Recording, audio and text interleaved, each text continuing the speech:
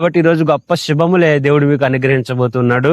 యోహాను సువార్త 15వ అధ్యాయము 5వ వచనము, ద్రాక్షవల్లెను నేను, తీగలు మీరు. ఎవడు నా యందు నిలిచిండునో, నేను ఎవని యందు నిలిచిందునో వాడు బహుగా ఫలించును. నాకు వేరుగా ఉండి మీరేమీ కూడా చెయ్యలేరు అంటాడు.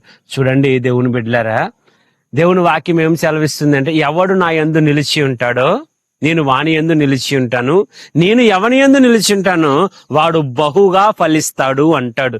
చూడండి ప్రియమైన దేవుని బిడ్డలారా, మీరు దేవుని యందు నిలిచి ఉంటే, దేవుని కృప మీకు తోడుగా ఉంటే మీరు బహుగా ఫలిస్తారంట. అందుకే చూడండి, లోకముతో మీరు అంటుగట్టబడి ఉండొద్దు. యవ్వన కాలంలో మీ బిడలకు కానీ మీ కుటుంబానికి కానీ మీరు నేర్పించవలసింది ఏంటో తెలుసా? లోకములో మీరు ఫలింపుని ఎతుకుతూ ఉంటారు, కానీ దేవుని వాక్యం ఏమంటుంది తెలుసా? నాలోనే ఫలింపు. ఎవడు నా యందు నిలిచి ఉంటాడో వాని యందు నేను నిలిచి ఉంటాను, వాడు బహుగా ఫలిస్తాడు. నాకు వేరుగా ఉండి మీరు ఏమీ కూడా చెయ్యలేరు అంటాడు. ఇంత సత్యాన్ని గుర్తెరిగిన మనము దేవునికి ఎప్పుడు దూరంగా ఉండడానికి ఎందుకు ప్రయత్నించాలి? మీరు సత్యమును ఎరిగిన వారైతే ఈ ఉదయం మీరు గ్రహించవలసింది ఏంటో తెలుసా? ఇదిగో నా జీవితంలో ఒక 25 సంవత్సరాలు, 30 సంవత్సరాలు, 40 సంవత్సరాలు ఉన్న నీ వ్యక్తిగత జీవితంలో నువ్వు దేవునికి దూరంగా ఉండి ఏం సాధించగలుగో, ఏం బహుమానాలు నువ్వు పొందుకొనగలుగో, ఏ ఆత్మీయ మేలుల చేత నువ్వు తృప్తిపరచబడ్డావు? అందుకే చెప్తున్నాను, ఈ ఉదయము దేవునికి వేరుగా ఉండి నువ్వు నేను ఏం చేయలేం దేవుని బిడ్డలారా. అందుకోసమని నువ్వు నేను కూడా ఆయనతో అంటుగట్టబడి ఉండాలి. అందుకే ఆయనే చెప్తున్నాడు, నువ్వేం చేయగలవు? నువ్వు నా మీద ఆధారపడి ఉండు, నువ్వు నాతో అంటుకట్టబడి ఉండు, నువ్వు నా మీద నిలిచిండు, నేను నిన్ను బహుగా ఫలింపు చెట్లుగా చేస్తానంటున్నాడు.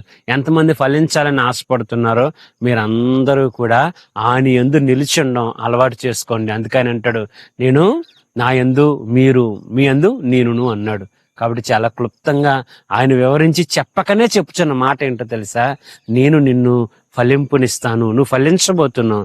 కాకపోతే ఆ లోకాన్ని విడిచిపెట్టి, లోక ఆశలు విడిచిపెట్టి, లోకంలో ఏదో సాధిందాంలే, లోకం లేకపోతే ఆ రకంగా ఈ రకంగా వెళ్తే నేను ఫలిస్తాలే నువ్వు అనుకుంటున్నావు. కానీ ప్రభు ఏమన్నాడు తెలుసా? నా యందు ఉండండి, నేను మిమ్మల్ని ఫలించేటట్లుగా చేస్తానంటున్నాడు. చూడండి ఎంత గొప్ప శుభవార్త ఇది. కాబట్టి లోకంలో ఉన్న ధ్యాస అంతా విడిచిపెట్టేసి, నిజమే కదా ప్రభువా, నీకు దూరం అయ్యాను కాబట్టే కదా నేను ఫలించలేకపోతున్నానని ఆ సత్యాన్ని నువ్వు గుర్తెరగలిగితే, ఈ రోజు నువ్వు ఆయన యొద్దకు రాగలిగితే, నువ్వు ఆయనతో అంటుకట్టబడగలిగితే, ఈ రోజు నువ్వు బహుగా ఫలించబోతున్నావు. దేవుడు నిన్ను, నీ భర్తను, నీ వ్యాపారాలు, నీ కుటుంబాలను గొప్ప ఫలింపులోనికి నా దేవుడు ఉదయం తీసుకురాబోతున్నాడు. ప్రార్థన చేద్దాం.